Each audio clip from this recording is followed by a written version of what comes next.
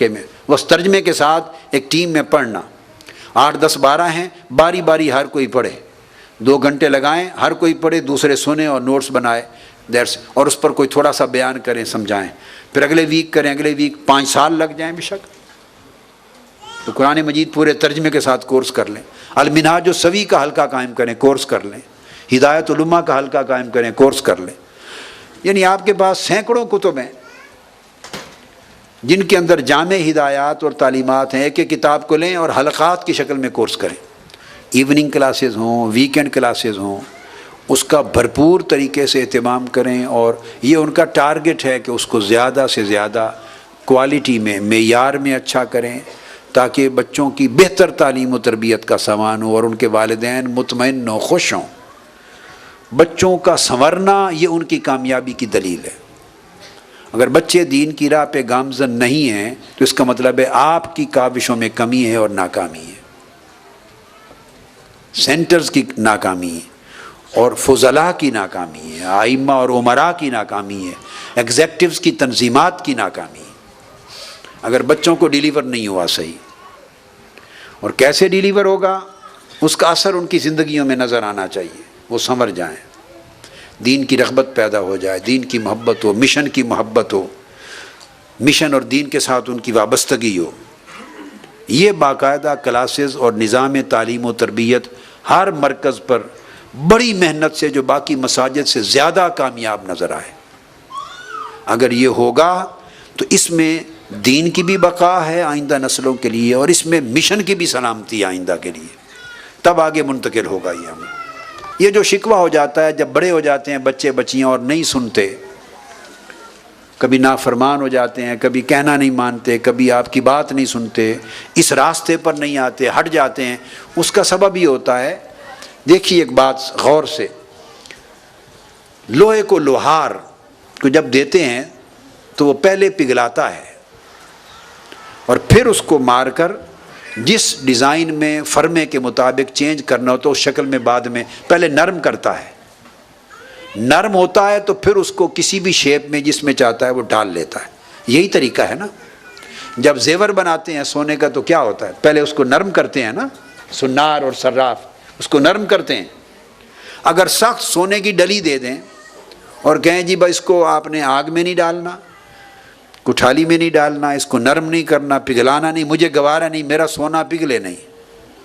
اور زیور بنا دیں، مجھے کانٹے بنا دیں اور مجھے مالا بنا دیں اور مجھے وہ بنا دیں، نیکلس بنا دیں اور بینگلز بنا دیں، بن سکتا ہے کچھ؟ بولیے کچھ بن سکتا ہے؟ وہ کہے گا کیسے بناؤ، یہ تو سخت ڈلی ہے۔ تو سخت چیز جب ہو جاتی ہے تو وہ کبھی مولڈ نہیں ہوتی۔ مولڈ ہونے کا ایک زمانہ ہوتا ہے، بچپن کا زمانہ، لڑکپن تک، اس وقت بچوں کی جو شخصیت ہے وہ پگھلے ہوئے سونے اور پگھلے ہوئے لوہے کی طرح ہوتی ہے، اس وقت انہیں جس سانچے میں چاہیں ڈال لیں۔ اگر وہ پیریڈ جب وہ نرم تھے،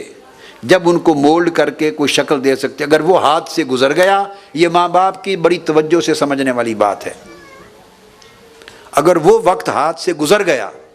وہ زمانہ آپ لوز کر بیٹھے تو بعد میں پچھتاوا ہے، پھر وہ سخت ہو گئی نا ڈلی،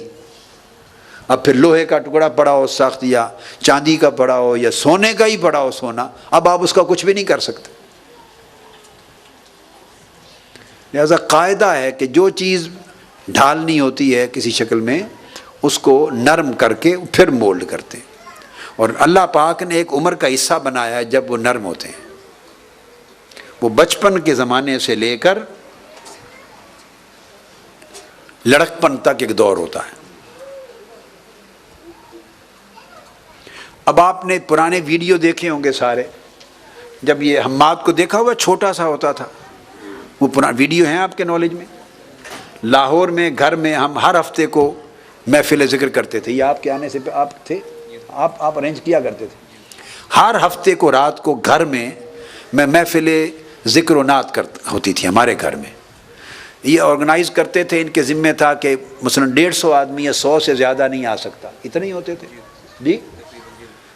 100 یا جو بھی حد ہوتی تھی یا 80 یا 100 لمٹ، اس سے زیادہ کی اجازت نہیں۔ لوگ پھر نام لکھوا دیتے تھے، آپ بھی اگلے ہفتے پہ آ سکتے ہیں، تو آپ کی تیسرے ہفتے میں باری ہے آپ کو، وہ پھر لوگ باری باری اپنی ویٹنگ لسٹ میں رہتے تھے۔ اس حد سے زیادہ اجازت نہیں ہے۔ تو اس زمانے رات دیر دیر تک محفلیں رہتی تھیں، ادارے میں ہوتی تھی، یہ بالکل چھوٹا تھا۔ تو آپ کو یاد ہوگا، ویڈیوز دیکھتے ہوں گے، تو اس چھوٹی سی عمر میں اس کو ساتھ بٹھاتے تھے، میں کرسی پر اپنے ساتھ، رات کے 3 4 بجے تک میرے ساتھ بیٹھا رہتا۔ میں آج آپ کو راز بتا رہا ہوں، میں کیوں بٹھا لیتا ہوں کرسی پر، صاحبزادگی کی وجہ سے نہیں بٹھاتا، میں صاحبزادہ نہیں بناتا اپنی اولاد کو، اور ان کے اندر اللہ پاک کبھی زندگی میں صاحبزادگی کا گھمنڈ اور فتنہ اور شر اور شیطنت پیدا نہ کرے۔ میں حضور غوث پاک کا مرید ہوں، ان کی اور کوئی بات میرے اندر پتہ نہیں ہے یا نہیں ہے، مگر ان کا مزاج ضرور مجھے منتقل ہوا ہے۔ ان کا اولاد کے ساتھ یہی سلوک تھا۔ میں نے کہا میں جو بات کہتا ہوں اس پہ 2 + 2 4 کی طرح رہتا ہوں۔ وہ اس وقت سے لے کے آج تک رات بیٹھی محفل صبح ہو جائے، اب یہ چھوٹی عمر، اس عمر سے لے کے آج تک دیکھتے ہیں ہمات بیٹھتا ہے کہ نہیں۔ بٹھاتا اس لیے ہوں کہ ظلم اور جبر بھی جائز نہیں، کہ اگر ادھر بٹھا دیا اور میں گفتگو میں مصروف ہو گیا اور محفل میں، تو بچے ہیں، چھوٹے بچوں کے ساتھ کبھی ادھر بھاگ جائیں گے، کبھی ادھر بھاگ جائے گا، کبھی کھیلنے لگ جائے گا، کبھی پیچھے ماما مجھے نیند آئی ہے، سو جائے گا۔ یہاں بیٹھا ہوگا تو اب نہ بھاگ سکتا ہے نہ سو، میرے نرغے میں ہے۔ اصل یہ تھی کہ ساتھ بیٹھے اور اس کا انٹرسٹ انوالو ہو، پریکٹس ہو ساری رات کیسے بیٹھنا ہے، ساری رات کس طرح جاگنا ہے، بیٹھنا ہے۔ آقا علیہ السلام کی بیٹے یہ سنت ہے،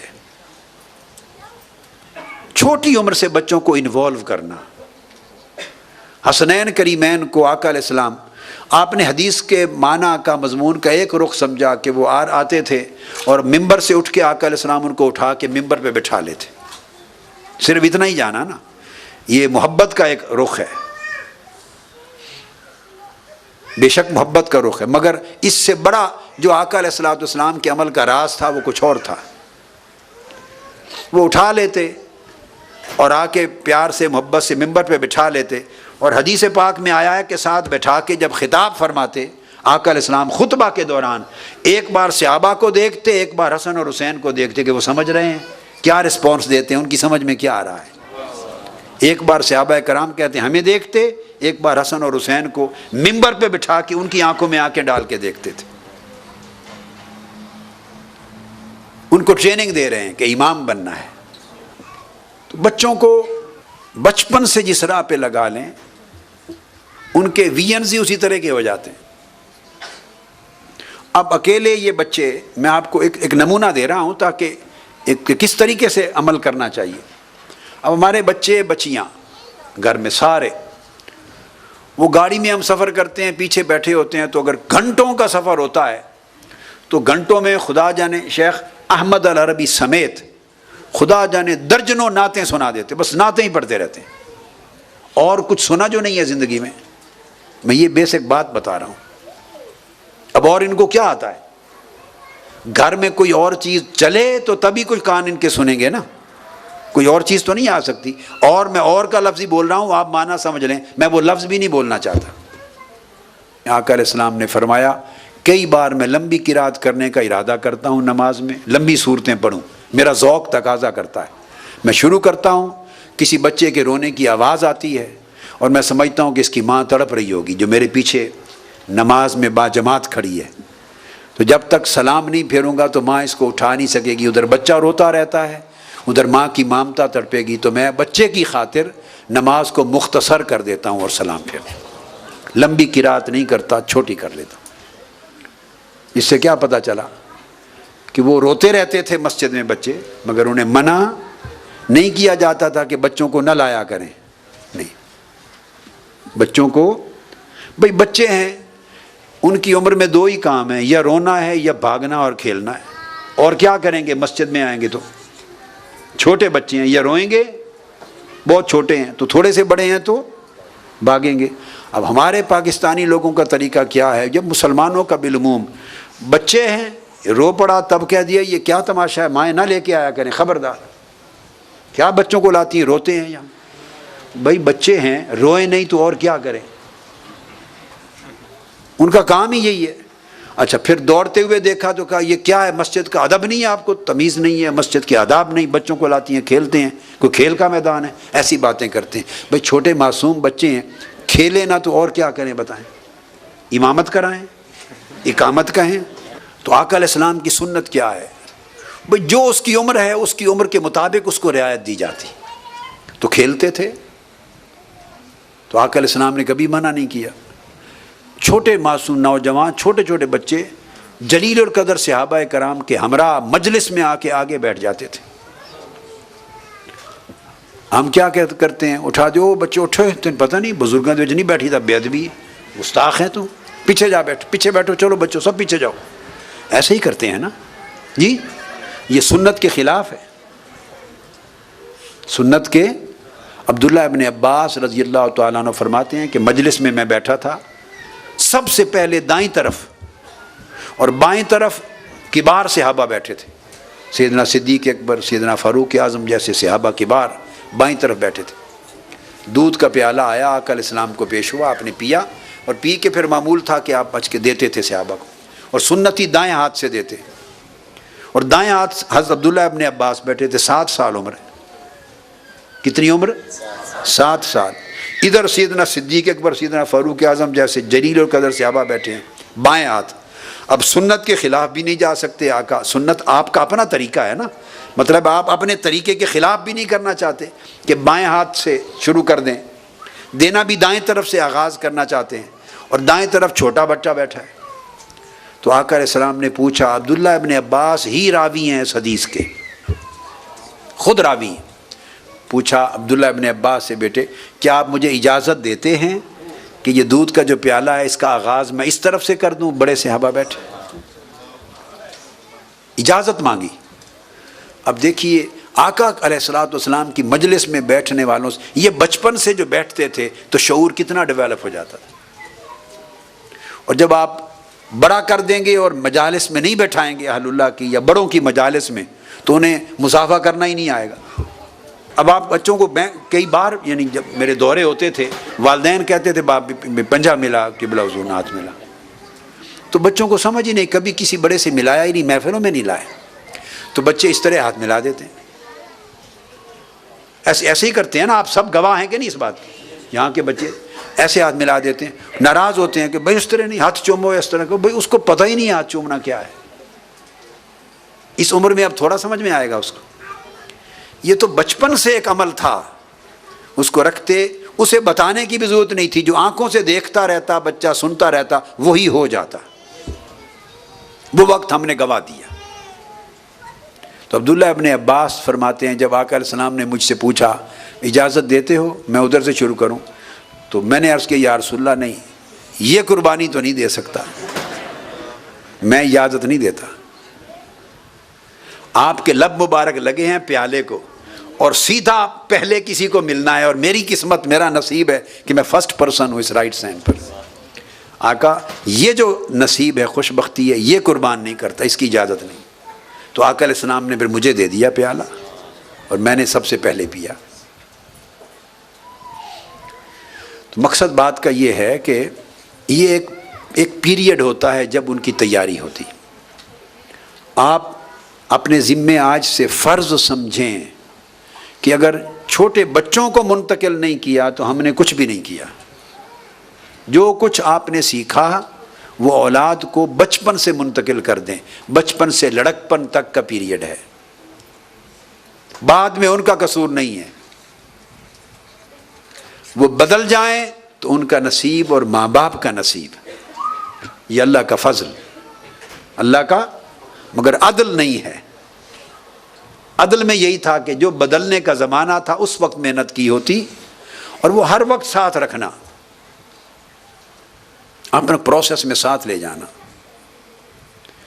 اس لیے آقا علیہ السلام کی سنت تھی جب سفر پہ، غزوات کا سفر ہوتا، آقا علیہ السلام کے سفر تو غزوات کے ہی ہوتے تھے نا، ہر سفر پہ ازواج مطہرات بھی ساتھ جاتی، قرآن اندازی کر کے ایک ایک زوجہ کو لے جاتے، صحابیات بھی ساتھ جاتی، اولاد ساتھ جاتی ہر سفر پر، کہ جو تربیت سفر میں صحبت میں ہوتی ہے وہ حضر میں نہیں ہوتی۔ یہ وجہ ہے کہ حتیٰ کہ جب کربلا معلیٰ گیا سیدنا امام حسین علیہ السلام، تو کوئی سیر و تفریح کی جگہ تھی کربلا؟ کتنے تن گئے اہل بیت پاک کے؟ کل کتنے تھے؟ 72 نفوس تھے۔ کتنے؟ تو 72 نفوس میں خواتین بھی اور سیدہ سکینہ جیسی معصوم شہزادیاں بھی۔ اب آپ کے عقل میں شعور میں یہ بات آتی ہے کہ جا کس لیے رہے ہیں، اور معصوم بچے وہ بھی ساتھ لے جا رہے ہیں؟ انہیں گھر چھوڑ کے جانا چاہیے تھا، کوئی بنتا ہے ریلیونس ان کو لے جانے کا، مگر نہیں، یہ سنت تھی۔ ہر پروسیس میں ان کو شریک رکھتے تھے، تب جا کے فیملیز شریک ہوتی ہیں اور انوالو ہوتی ہیں۔ بچپن سے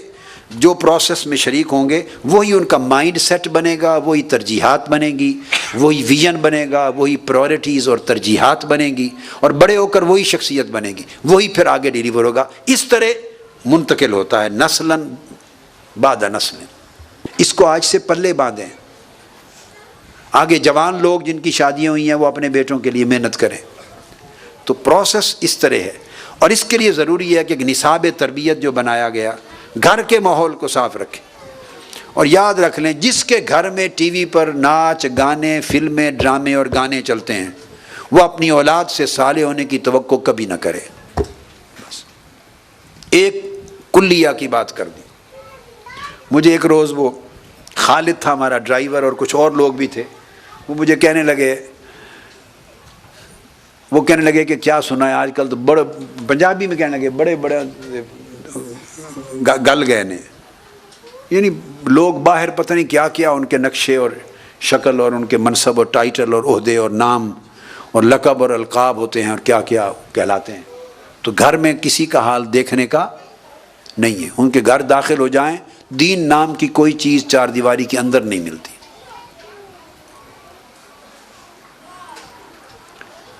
اس پر سودا نہیں ہونا چاہیے، اس پر کمپرومائز نہیں ہونا چاہیے، دین پر، دین کی غیرت پر، بنیادی اصولوں پر۔ تو میں بار بار کہہ رہا ہوں، جو والدین گھر میں گانے سنیں گے، ناچ دیکھیں گے، ڈرامے دیکھیں گے، فلمیں دیکھیں گے، وہ اولاد سے توقع نہ کریں کہ نیک اور صالح بنیں۔ یہ ظلم ہے، ناجائز ہے۔ خود عیاشی کریں نظر کی، اولاد سے توقع کریں کہ نیک بنیں، ایسا نہیں ہوگا۔ جو گھر میں آپ ان کو مہیا کریں گے وہ وہی کچھ بنیں گے۔ اگر اولاد کی نیکی چاہیے تو خود نیک ہو کر رہیں۔